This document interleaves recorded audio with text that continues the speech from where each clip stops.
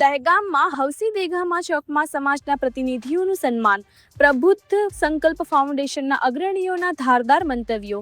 કર્મવીર હવસી દહેગામ ચોકમાં શ્રી છેડાલ પરગણા વણકર સમાજના ચૂંટાયેલા જનપ્રતિનિધિઓના સન્માન સમારોહનો બીજો સન્માન સમારંભ સાંસદ દિનેશ મકવાણાની ઉપસ્થિતિમાં યોજાયેલ કાર્યક્રમ. શ્રી છેડાલ પરગણા વણકર સમાજના ચૂંટાયેલા જનપ્રતિનિધિઓના સન્માન કાર્યક્રમમાં કર્મવીર હવસી દેગામા અને ડોક્ટર બાબા સાહેબ આંબેડકરની તસવીરને દીપજ્યોત પ્રગટાવી પુષ્પમાળા પહેરાવી કાર્યક્રમનો શુભારંભ કરવામાં આવેલ.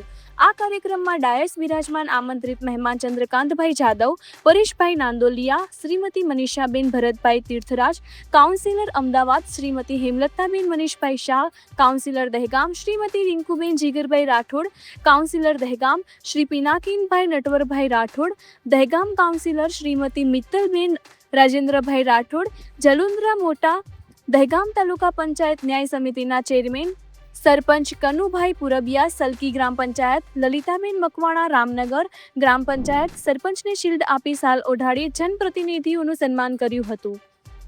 પ્રબુદ્ધ સંકલ્પ ફાઉન્ડેશનના મહાનુભાવોએ પોતાના ભાષણોમાં જણાવ્યું હતું કે સમાજની સેવા કરવાની તક મળી છે તો સેવા કરવા શિખામણના ખૂબ સરસ મંતવ્યો રજૂ કર્યા હતા. Reporter R G Rathod, Dehgam.